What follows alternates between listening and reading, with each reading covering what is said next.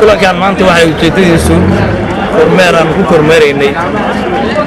shaqooyinka uu qabto ciidanka booliska iyo howlgulashadiisa aanu ku qiimeynayna kuna kormeerayna runtii waxay ahayd inuu ka soo qayb galo kulankan kormeerkan madaxweyne ku-xigeenka ahana kusmaha madaxweynaha dowlad goboleedka Jubbaland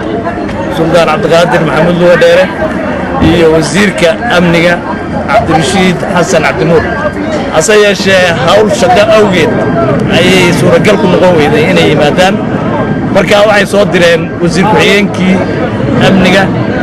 iyo la taliyaha madaxweynaha Jenaraal Cabdi Mahdi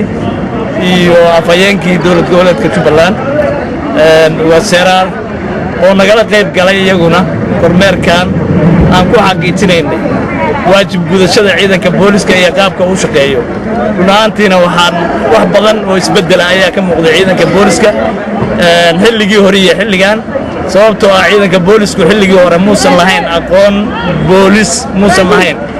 mana aysan garanaynin iyaga shakhsiyaadkooda iyaga naftooda waxa ay dambi ku galayaan ma aysan garanaynin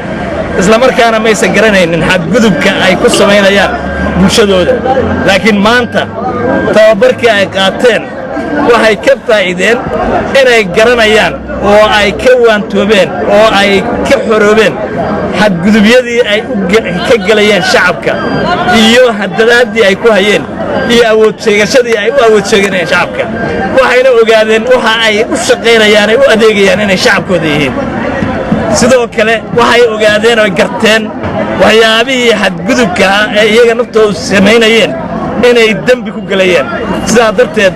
wax fara badan oo isbedela ayaa ka muuqda ciidanka booliska runtiina waan ugu hambalyeynaa inay sidaa hadda waajib gudashada ay tahay inay ku sii halkaas inay ka sii dadaalaan oo hawsha sii wadaan aad baan ugu mahadcelinaynaa waan ugu hambalyeynaa